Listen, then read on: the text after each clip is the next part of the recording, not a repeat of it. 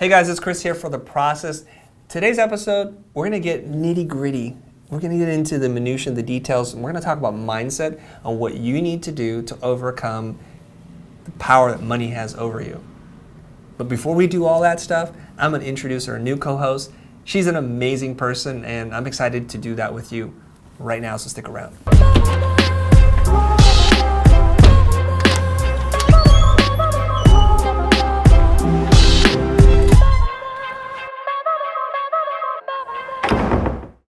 Who's this person sitting to my right? This is Melinda Livsey, and she's a practicing graphic designer.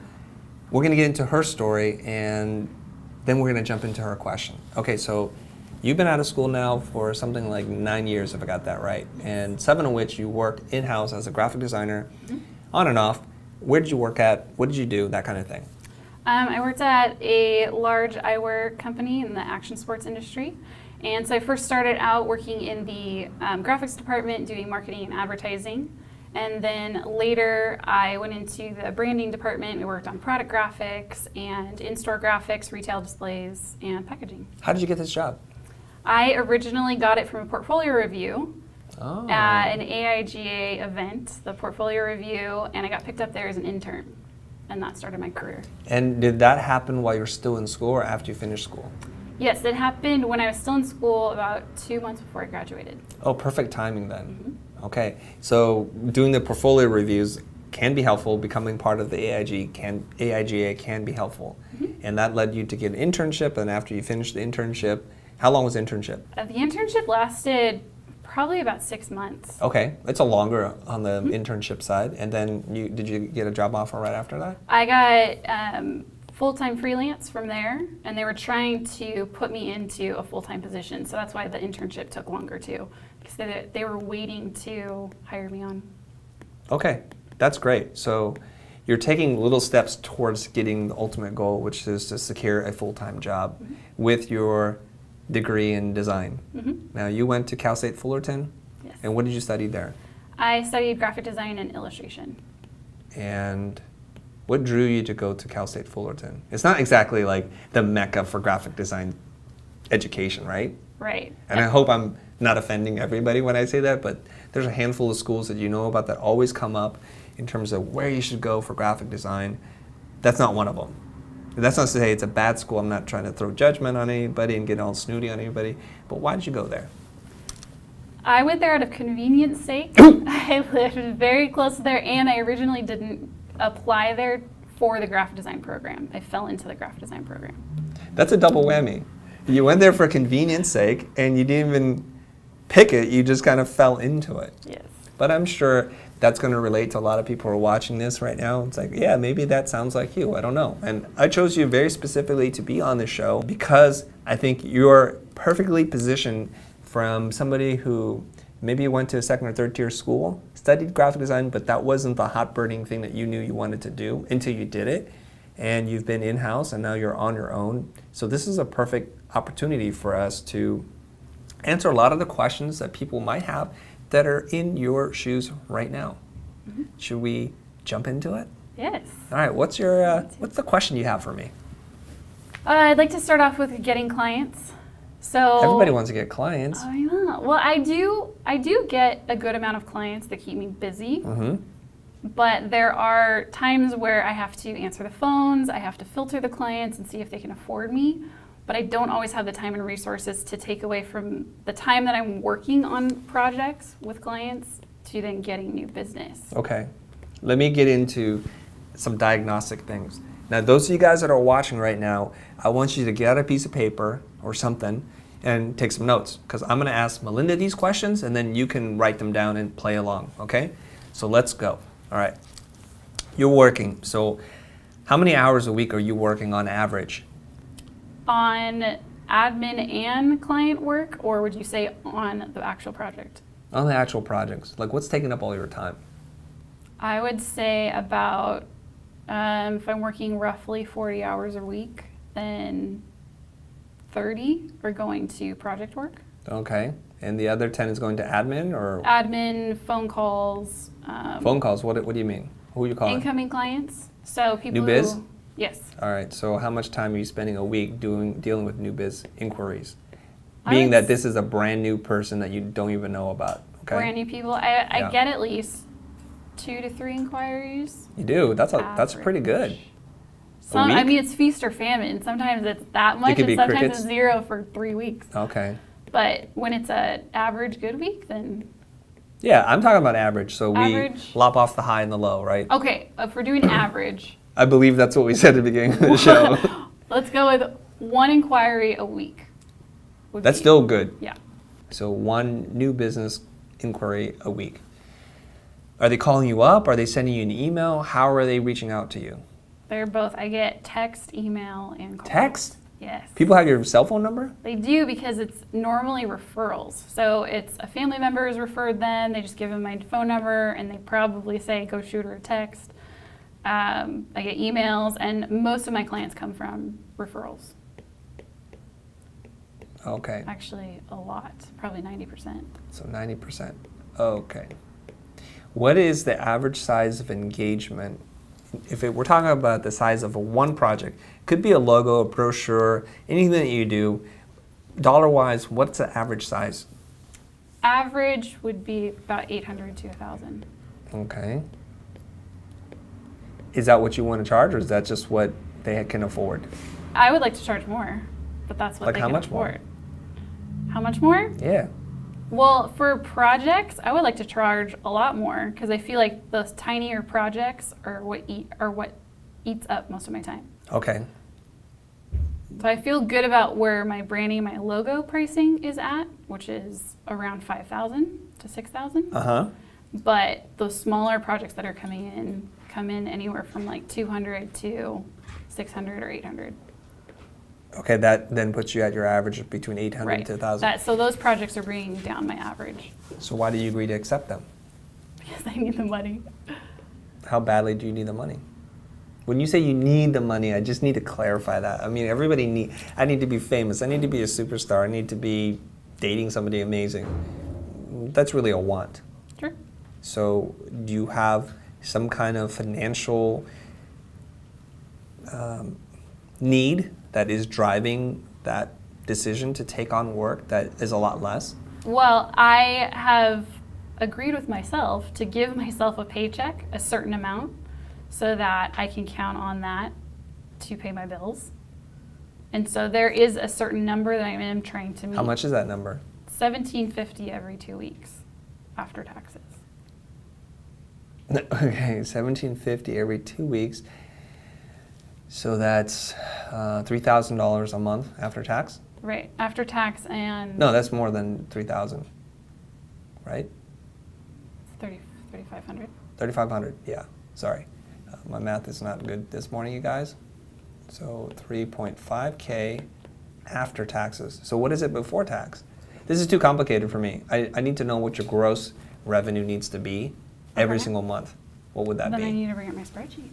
My gross should be double that, or at around 6,000 if I'm bringing in.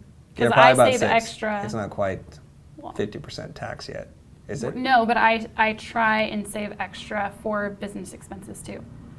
So that Okay, that let's just say 7 then. 3,000 You want to say 7? Sure. All right. Why not? So you have to gross $7,000 a month Mhm. to run your business without it feeling like, oh my gosh, I'm eating into savings, I'm not making the rent or whatever it is you're making. Right. Okay?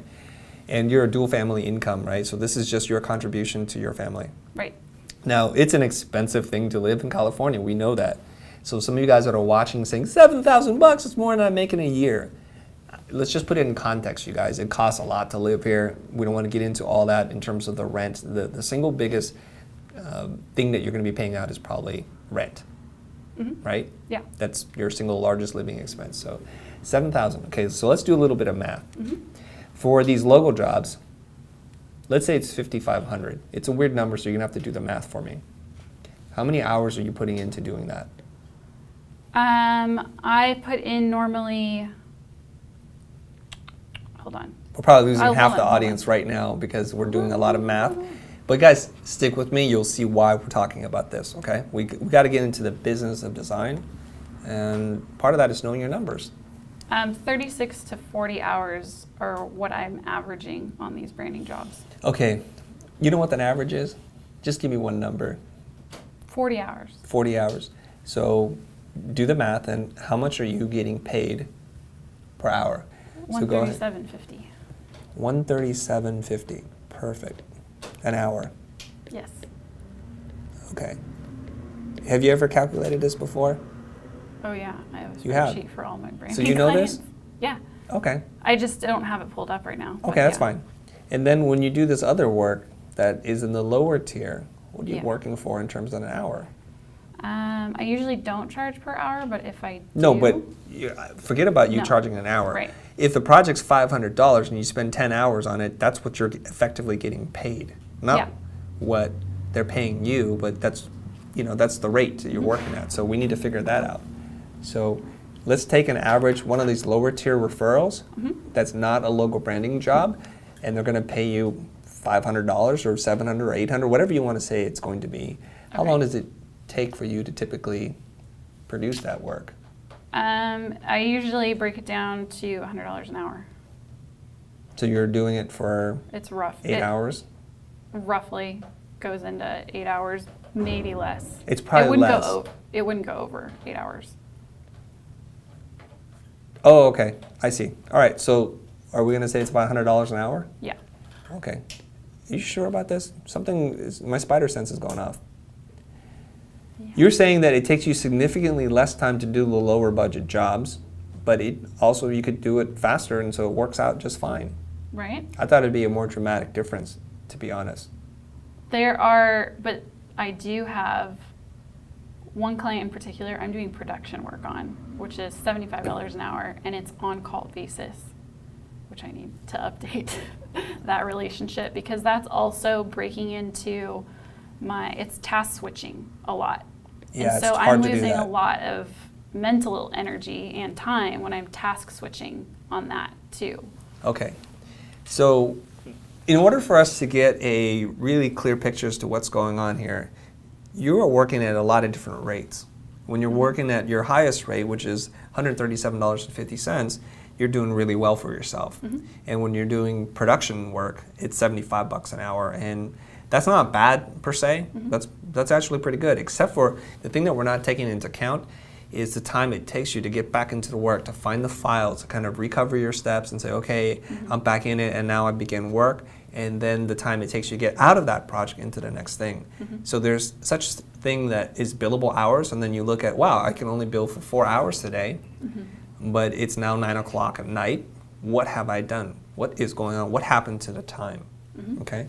And so the first thing that you're going to need to realize is when you do work at a rate that is effectively almost half of your normal rate, this is what you're costing yourself and your company. And I want you to start thinking about your company now.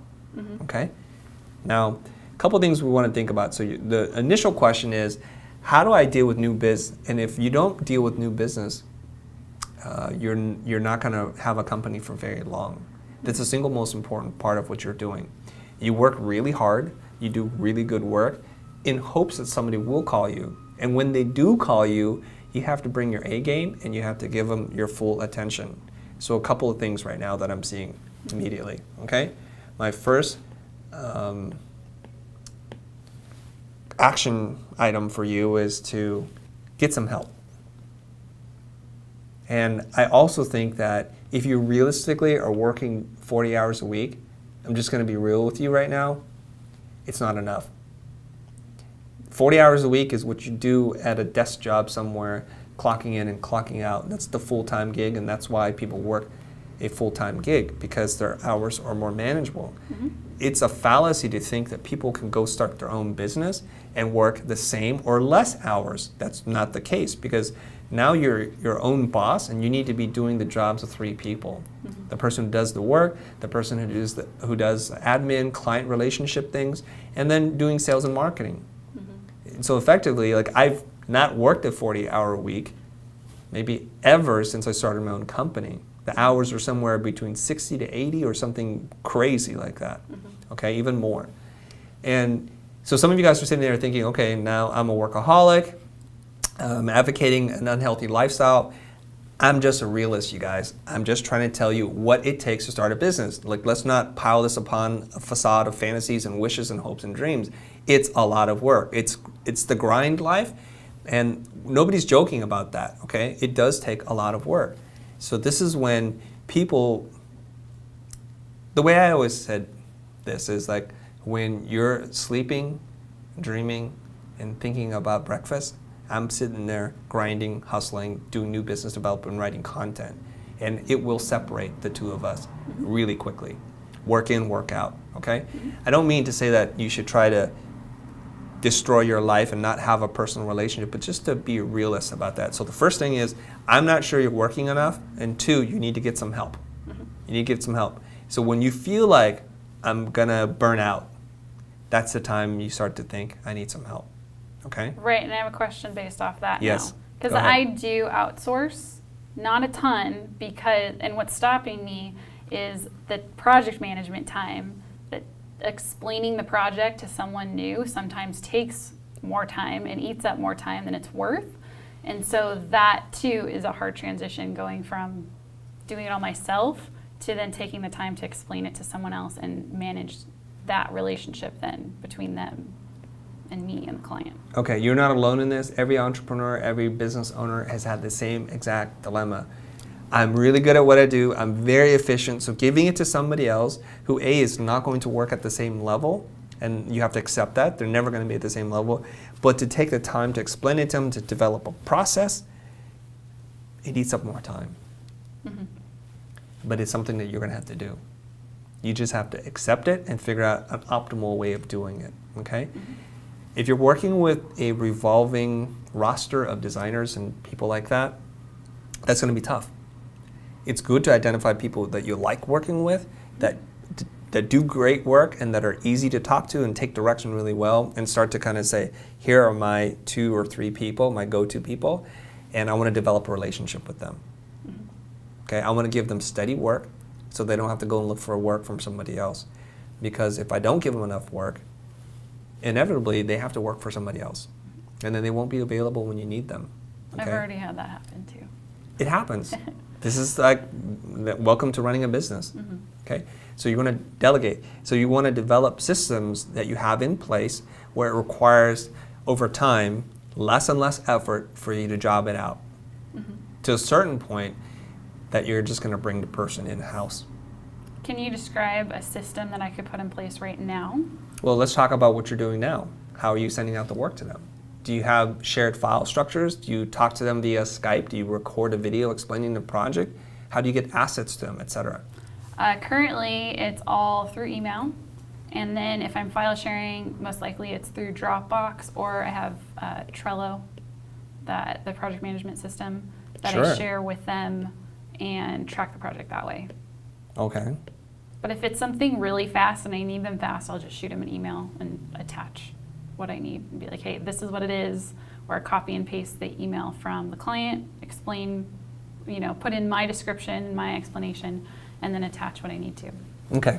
So I will share with you what has worked for me, and then you sit there and think about what's going to work for you. We're using the same tools for sure. Mm-hmm. There isn't some kind of fancy tool or secret service that I'm using.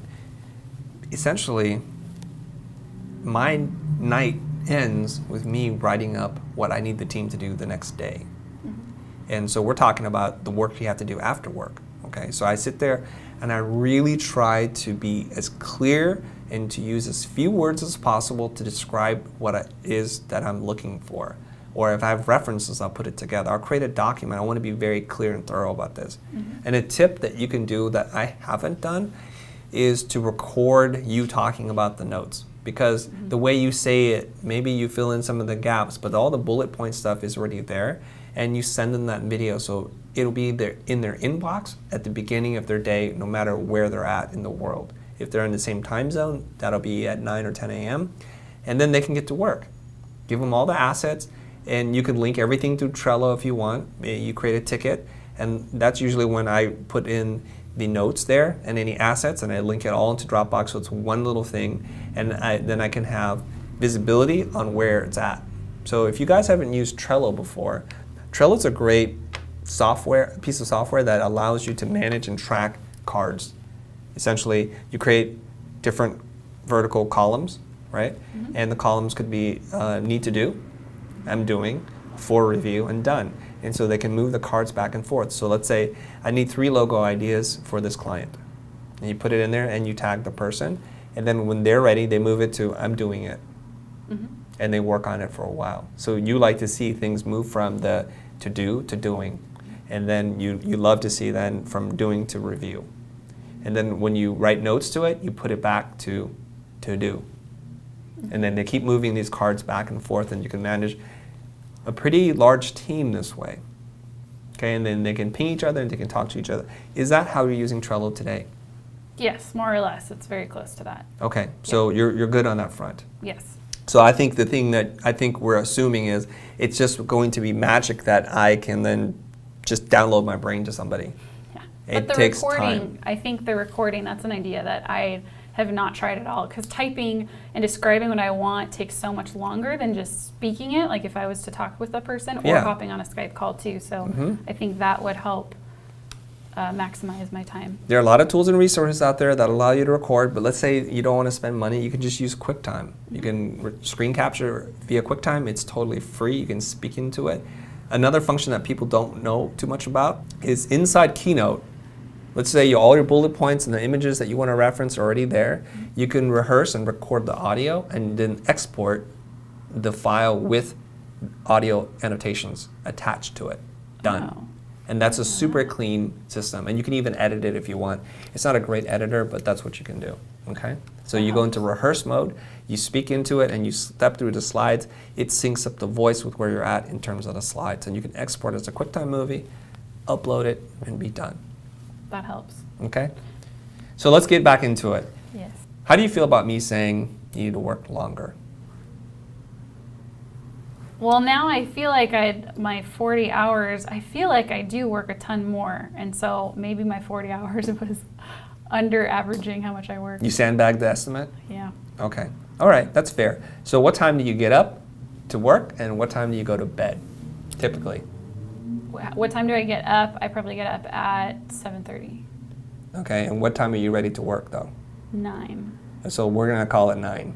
So that's you getting ready, working out, getting breakfast, getting your game face on, whatever it is. And what time are you going to bed? What time will you stop working? Average, probably 7 p.m. No, that sounds kind of like a 40-hour work week to me. So don't try and drag yourself back in there. Yeah, so 9 to you're 7. Probably right. Huh? No, You're it probably is. Right. Well, if that's what you're saying. 9 to 7. So yeah. maybe in your mind, it's like I work really, really hard. So my day usually begins at 7 a.m. And I'm working from 7 a.m. And I'll tell you how I do it. But this will be insane, okay? My day usually begins at 7 a.m. and it usually winds up around 1 to 2 a.m. that I'm going to bed. Jeez. That is my day, okay? Now, not all of my day, actually very little of my day is actually making stuff. So I'm mostly in the management, supervising, writing, content creation process. So the first thing I do usually after I wake up is I sit there for about 10 minutes and I just think about what it is I want to do today. And then right from there, I jump straight into social media and I start answering questions. And that takes me about an hour to go through. The reason why I do that is because the content ideas come from the people. So I'm listening. And something that I've talked about before, which is social listening, this is what I'm talking about. I'm answering questions, and somebody had a question. So somebody said, Chris, how did you learn all your keyboard shortcuts, especially when it comes to type? Is there a resource somewhere? And I don't know. I haven't searched for one, but it gave me an idea. I will create a guide, a PDF, that I will share with everybody for free on how to quickly adjust your type. So that's a content idea. So I'm listening, and my thing is about giving people what they ask for, okay? And so I'm gonna grind through the whole day. And depending on what day it is, I might spend more time at home writing, reading, researching, getting decks together, or doing something like that, or I'll come in and check in with the team. And my day just keeps going like that. When I'm driving, I'm usually calling people that are in my network to check in with them to see how they're doing, business-wise, personal, just checking in. So my day is just working most of the time. Okay, question based off of your day. Yeah.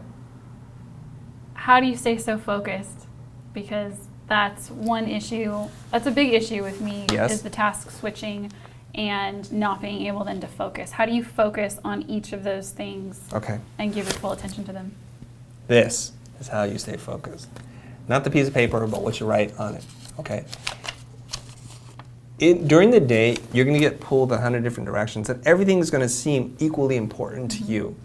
And I fall victim to this all the time. Just so if you guys were to spy on me, you're like, dude, he's not doing what he's saying he's doing. And I find that there are days when I'm scattered and I feel a little stressed out, and I'm not sure why. I'm getting that weird feeling in my gut. It's because I don't have a focus sheet. So the focus sheet is just you writing down what you're supposed to get done that day. It's not that important that you finish every single thing on the list. Maybe it's not possible. However, remember when I said when you wake up, you think about what you need to do. Okay? So the first thing on my list today is to do a keyboard shortcut guide. I have a video idea on how to use a burrito as a metaphor, so I'm going to do that. I want to make a video on visual storytelling using B-roll. I want to do a golden ratio drawing, like just with my hand tools and compass and things like that. I want to show somebody how to do a vector stipple effect. So I'm going to do that. I want to do a Fields Notes collaboration with Mr. Aaron Droplin, so I got to shoot him an email. I want to show people how we light our set. So these are just ideas, things that I would like to get done today. Now this gets compiled or piled on top of the list of things I didn't do yesterday, and so these things allow me to focus. So when somebody sends you an email about something randomly about the weekend, or something appears in my timeline, or not in my timeline, in my email box about, oh, there's a sale for a new pair of shoes, I'm like, not now. And just delete it or move on, because that can take you down another path. You go into the shoe site, and 30 minutes later, like, what am I doing here? I didn't want to buy these shoes, and it's already in my cart. What happened? You get that shopping blackout thing. All right, so focus with a piece of paper and constantly update it every single day, okay? Don't make a list about what you're going to do for the next year. Just what do you need to do today? And at the end of the week, review what you need to do for the next week. So you have big goals that are chopped up into medium goals, to small goals, and to hourly goals, and now you know what you need to do. Okay, so this then ties back in with the original question about getting clients and handling the incoming calls with them. So then how do you get that done while handling the newer clients that are calling well, I guess we've hit upon the current work because I can outsource. So we got that handled. But now focusing on that sheet and handling the new business coming in. Yeah, okay. You cannot make more time in the day. It's 24 hours every single day. What you can do is to spend more of that time working and the time that you're working to be more optimized and focused. Right? So we've taken care of a bunch of those problems. One is we expand our day a little bit. You don't have to go from an 8-hour day to a 12-hour day. You can just add 1 or 2 more hours to your day. Let's say now you're going to work a 50-hour work week, which doesn't sound like a lot from where you're at, and it's more manageable. So like say now you have an extra 2 hours to do something every single day. Some of this you're going to send out to other people, so you're clearing the deck, so to speak, so that you can spend the time to work on the business of your business, and that's really important. All right? So now let's talk about the clients. Yes. Okay. When clients come calling, responsiveness is really important. You need to understand that. What I mean by responsiveness, I mean from the time in which they send you an email, how long does it take for you to reply? Okay? And that's very important because a client's going to think, I'm going to give you good money to help me solve a problem, but I don't want to be calling you 3 times a week, asking like, where's the project? What are we doing, etc. Okay, so you're going to be very responsive. So now the question is, you need to build a better gate to keep out people who are not qualified to be working with you. Okay, so let's talk about that real fast. We need to bring the subject of money up front and quickly. So we're going to do a really quick role play with each other. Okay. I think I'm going to be you. Okay. And you could be your client because I really don't know your client. Okay. Let's say this is one of those referral clients that it's just kind of slumming it a little bit. The budgets are too low. All right? All right, so, hey Melinda, thanks for calling me. What do you got going on? Well, I want you to work on a logo for me. Okay, great. Tell me a little bit more about what you're trying to do with the logo. Well, it's for my new business that I'm starting. I'm an online entrepreneur, and I need a logo for my site and for my business. Okay, so for logo work, we typically charge somewhere between $5,000 to $8,000. Is that something that's within your budget? No, not at all. What do you have? $200. $200. Yikes. Linda, I can't do work for $200.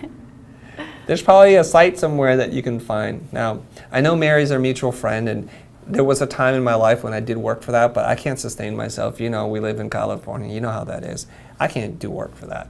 I'm trying to run a business, and so I do appreciate you calling me. And unless you can significantly raise your budget, and we can talk about that, otherwise, I don't even know who I can refer this to, but maybe there's somebody in my network that I can refer you to. How does that sound? That's great. Can you shoot me over those names? Yeah, absolutely. Thanks very much. Have a great day. All right, thanks. Say hi to Mary for me. Will do. And then we're out. Okay, so that's a 2-minute kiss-off. Mm-hmm. Does that feel comfortable for you? Yeah. Is that what you're doing today? So with some, after watching most of your videos, yes, I've been working on talking about money up front. Okay. Instead of writing up, say, a proposal, which in my words, a proposal is a bid. Yeah, but it's not, like when I heard you talking about a proposal, you were talking about testimonials and case studies. Mine's very down and dirty, like scope of work, these are the goals, timeline, and price. And so sometimes when someone comes to me, instead of starting out with those questions in the call, then I would be like, okay, well, I got all the information I need on the project, and then I would write up a proposal. Right. Okay. Blair Enns talks about this in the Win Without Pitching Manifesto. He says, I'm not in the bid building business, I'm in the creative service business, and I'm not going to build a bid unless I know the budget and that we have agreement on scope. Mm-hmm. There's no point. So you can just say that. You can say that, maybe not like that, but you can say it like, before I go and make a bid and spend all this time and energy trying to figure out your project, I just need to know what kind of ballpark are we in terms of the budget that you have set aside to do this. What do you have to spend? Okay. And so it's like, let me give you a little story, you guys. People like stories. Let's say that you and your husband are planning a trip, a vacation, and he says, Melinda, let's go on vacation, honey. You work way too hard. Those 40 hours a week are just totally killing you. I can see it. Let's take a break. Why don't you plan someplace to go, and let's go. And you go, okay. So you go through travel sites, whatever those sites are. And you're like, we're going to go to Tahiti, baby. I think we deserve this. Let's take 3 weeks off. And Tahiti, I was talking about Temecula or some Torrance. What are you talking about? We have $300 to go and have a nice lunch. You're like, oh, but I spent all that time in doing research, and I wrote, I had the hotel was picked. It was the cutest little cottage we're going to stay in. We just wasted a lot of time. Let's try to have an understanding of what done looks like to rein this thing in. And I know creative people, we're very optimistic. The world's our oyster. Everything's going to be great, and the clients love me, and they're going to spend so much money on this project. Well, welcome back to reality. Take off the happy ears, put those things down, and listen for the things that are really there. And just don't be afraid to ask. Now, I'm going to ask you this question. Why were you hesitant, reluctant to just ask about the money? What was it? Was it something that was kind of like, is it crass? Like, why wouldn't you just ask them about the budget? I think because I'm afraid, not necessarily currently, because I feel that I've grown a lot since I wasn't asking for money on the phone or about price. But during that time that I was scared to talk about it, it was that I didn't want to hear the word no. And so if I came to them and said, hey, we charge between $5,000 and $8,000, and then their reaction is no, and I was afraid to hear that. Would you rather hear no after doing all that work, putting hours into the budget and the estimate and the timeline, writing just a beautiful scope of work document, then they're like no and crickets are chirping? It's an easier no to take. Why? That's insane to me. Because talking, and I'm saying this that I'm definitely grown since then, so I can handle it much more now. Yeah. But at that time, I think just not hearing back from them or just getting an email back is less of a confrontation. Oh, hold on. Now you're saying this is confrontational. Well, depending on what your definition of confrontation is. Well, tell me what your definition of confrontation. You're the one who used the word. Anytime that there could be a no in there, I consider a confrontation, which that's not what. Will you drive me later today to the airport? No. You're being so confrontational. Well, I knew you set me up. Yeah, but that's what you're saying. Like, to hear no is a confrontation. No, it's not. I used to think that, though. I used to think that a no, because I was a major people pleaser. And so I would avoid saying no or hearing no. Yeah. And so if you'll do anything to avoid a no. Is that what you're saying? Yeah. Used to. But you know who you're saying no to? Myself. You are. Yeah. And that's okay? No. And if you one day raise a child and have a kid and they're going to go through the same process, what kind of advice would you give to that child when dealing with confrontation about doing everything to avoid no? What would you say to them? Could you imagine that? Let's just say you have a daughter and she's 22 years old, just graduated from school, is getting on with her life, has started a design practice, and she's talking to clients, and she's telling you, Mom, these clients just can't afford what I do, and then I do all these budgets, and it just doesn't go anywhere. What would you say to her? Can you rephrase that question again? Yeah. Sorry, you're thinking about your daughter, your imaginary daughter. Yeah. I'll be lost. That would be pretty nice. Right? Okay, you have a 22-year-old daughter, and she started design practice, not unlike what you're doing, and she's running into the same problem as you. What kind of advice would you give to your daughter when it comes to talking about the money? What would you say to her? To talk about it quickly and upfront. But why would you say it? Mom, I don't like hearing no. Well, it's easier for me as a person not involved in the situation to just tell her, it's easy to say no, just tell them no. And what do you think her hang-up would be? How could you say it to her that she could hear it? That the no does not reflect anything on her personally. But it feels like I'm getting rejected, Mom. But it may feel like that, but you're not actually getting rejected. What's happening then? The price is getting rejected. Oh. Am I charging too much money then? Should I just take it because I need the money? No. That's where I still struggle. That if I help me out, Mom. Mom, you're breaking character. Dang it. Stay in character. Mom. Well, the better jobs, if you say no to the smaller ones that can't afford you. Look right into the camera and say this, okay? If you say no to the ones that can't afford you, you're making room for the ones that can. Say that one more time. If you say no to the smaller jobs, the ones that can't afford you, then you're making room for those that can. Afford you. Afford you. Okay. Yes. Yeah. Can you hear that? Yeah. Why the hesitation? Because the immediate need is larger sometimes. The need to make that certain amount, that dollar amount, seems more real than the belief that the larger jobs will come, because I don't see them. I don't see them currently. Okay. Without getting too deep into your personal history, did you grow up in a middle class, upper middle class, lower middle class? Where did you grow up in terms of socioeconomic status? Upper to middle class. Okay, so you're a person who's used to having things and things taken care of for you. Yes. So you don't know what it's like to scrape. No. All right. I do. Okay? I really do. When we came to this country, and I'm a first generation, somebody corrected me. I said, I'm a first generation American. They're like, no, you're not. You're a first generation immigrant. I was not born in the United States. Having escaped communism and coming to America, we didn't have much, and we haven't had much, and we've worked with a very kind of immigrant mentality. Don't waste, don't spend, just work hard and save your money. And I always looked at it like this. When I graduated school, my parents did the best that they could to help me, but I owed a lot of money in loans. My credit cards were maxed out. I'm talking about, I think, 2 cards in excess of $5,000 each, and I was thinking, you know what? My whole mentality has been, I come from nothing, I will go back to nothing, I'm comfortable in nothingness. I'm not used to any of this stuff, so if one day I'm making money, it's like, I don't care. It's here and it's gone. It doesn't really matter to me. So the power that money has over me is whatever it is that I give it. Mm-hmm. So I give it no power over me. I always think, you know, and I like to think, somebody's like, you're a really courageous person, Chris. You're a risk taker. You do all these things. And I say, well, thank you very much for saying that, but I am not a risk taker. I am not a courageous person. Courage is taking action when you know the odds are against you, right? To show courage, like to fight a bully that you know is going to kick your butt. that takes courage. To fight a kid who's much smaller than you that you're going to squash, that takes no courage whatsoever. So the reason why I don't have courage is I've never seen it as there's a bully or that this was risky, that I have a lot to lose, because I'm like, whatever. And I'm able to bet the farm on the business decisions we make at the office because in the back of my mind, I have a secret backup plan.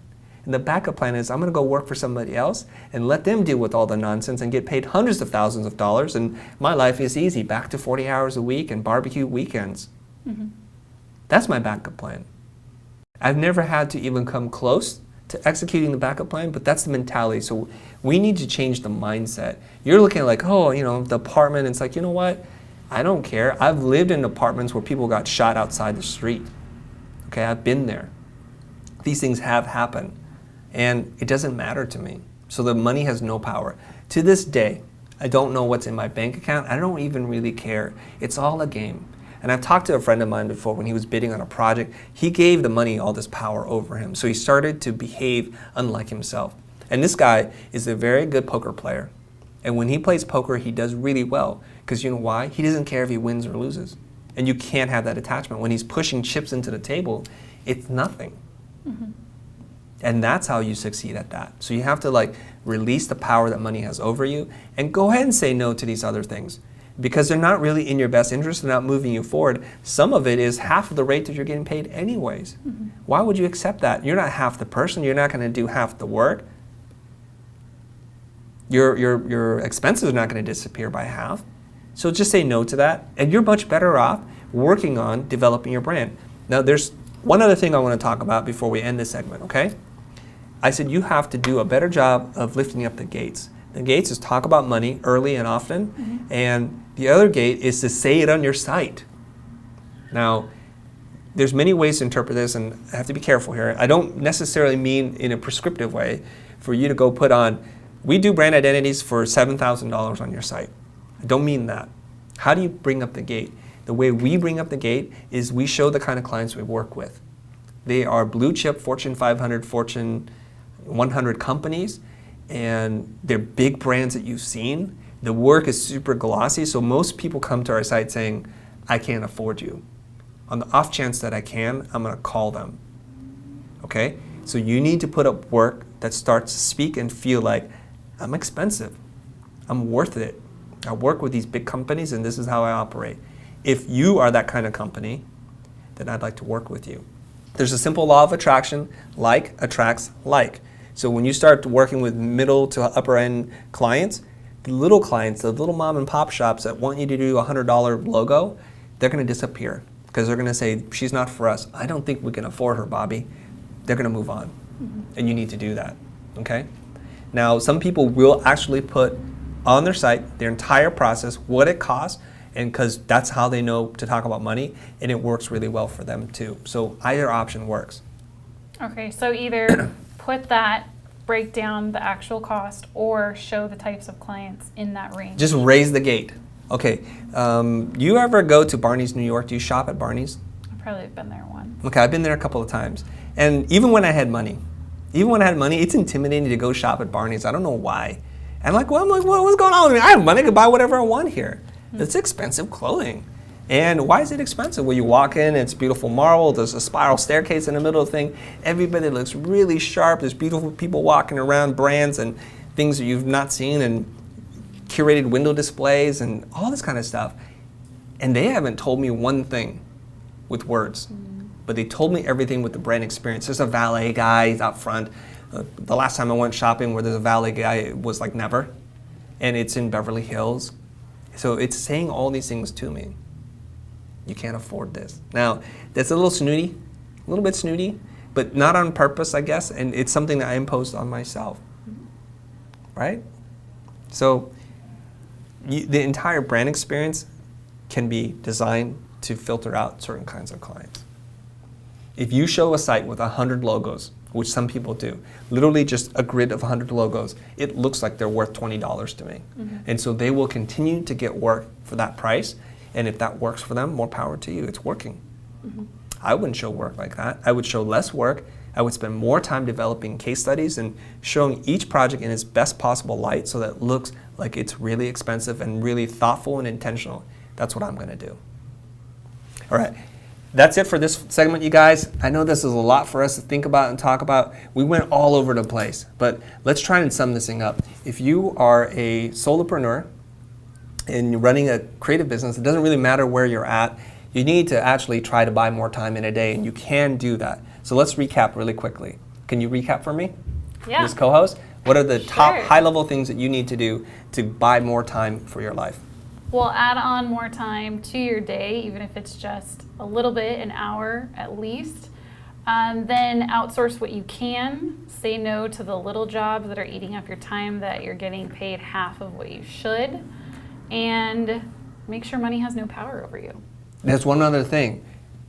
Get focused in the day in which you're working. So your focus sheet, a to-do list for that day that you need to get done. And when things cross your path that don't help you achieve those things, don't do them, save them for later. Even if it gives you great pleasure, save it for later. So you have to be a really disciplined business owner now, all right?